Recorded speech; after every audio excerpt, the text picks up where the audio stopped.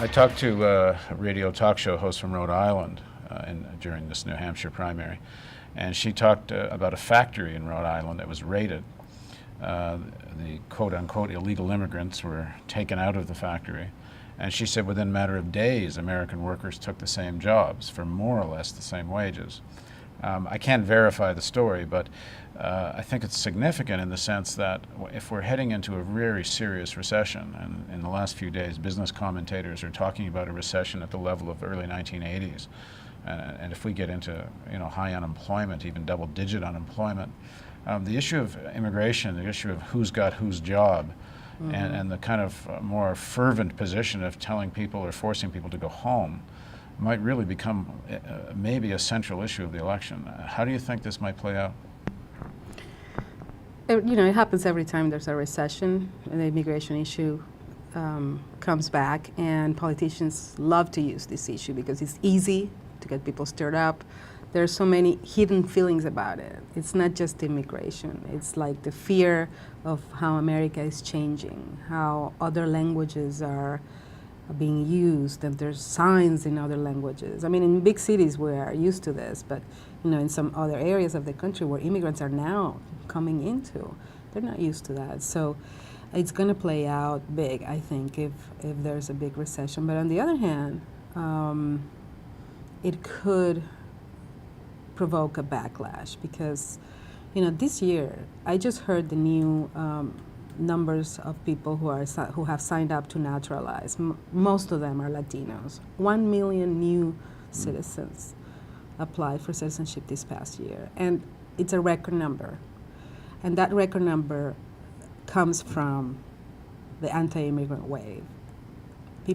I've talked to many people who have applied for naturalization, and they say, I want to naturalize, I want to become a citizen because I'm afraid just being a legal resident is not enough to protect me and my family from everything that's happening, all these local immigration ordinances and all these things. I mean, the wave is already here.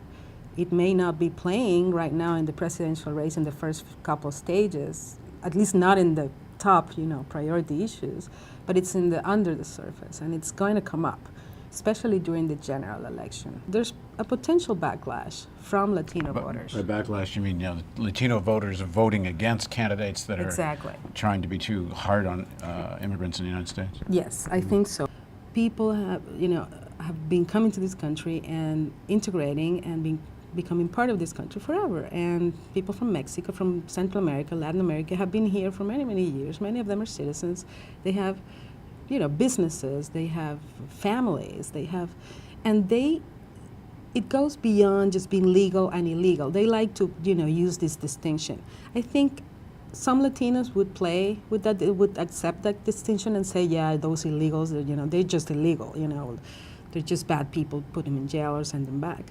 But most Latinos know that's not that easy. It's because many of them have illegal family members. So because the immigration system is so broken, it's so hard to immigrate legally.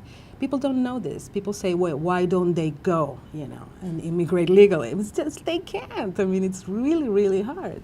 And the other side of that is you have to answer the question, why are so many millions of people here? And clearly because the borders weren't enforced, because employers wanted cheap labor here.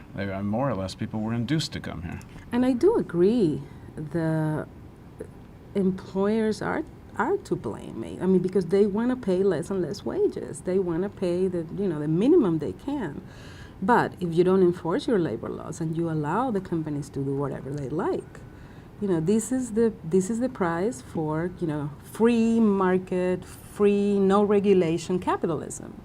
You allow corporations to do whatever they like in the race for profit, and what they do is lower wages.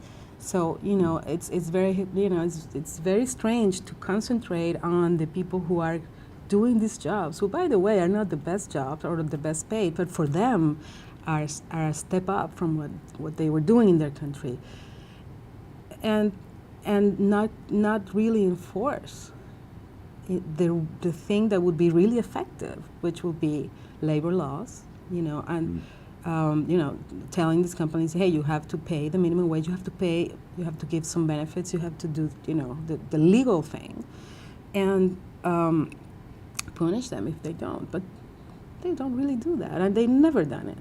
So, I think that's a key issue.